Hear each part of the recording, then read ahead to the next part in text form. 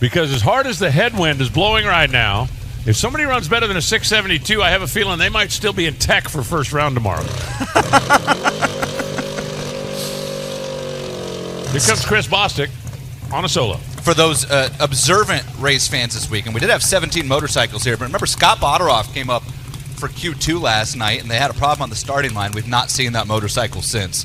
Scott is the one bike on the outside looking in. Scott is also not in line, and at this point, Scott has missed his spot in the run order. So Ryan Ayler is in the show. But yes, it's a round one matchup with Dr. Doom, as the rest of the class is going to know him by the time this year is over. Chris Bostick has run a best of 6.90, sitting in the number 12 spot right now.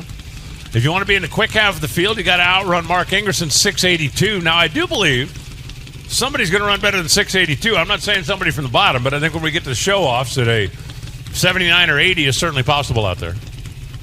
Yeah, no question. The wind's going to play a certain factor in that. We got reports from the top end marketing team down there that was literally trying to lift the marketing balloons up on the top end. That should tell you how much it's swirling. Can we tie Evan to one of them? I mean, you could.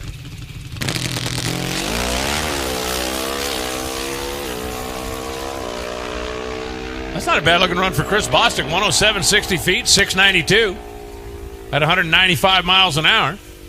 So he's not going to run better, but he is going to run okay. I know it was before your time, but we had there was a pretty good wind in Chicago probably 15 years ago. Mm-hmm. And they had farmers calling, your balloons are in Peoria. Wow. Unfortunately, Evan wasn't tied to one of those either. 15 years ago, that would have been child abuse. Nah, that's fine. That might have been Chris Bostick's best run of the weekend. I know he ran a 9:09 yesterday, but he got 3 mile per hour more there. We talked about the headwind. I think that bike's on a real path to run in the 80s here tomorrow.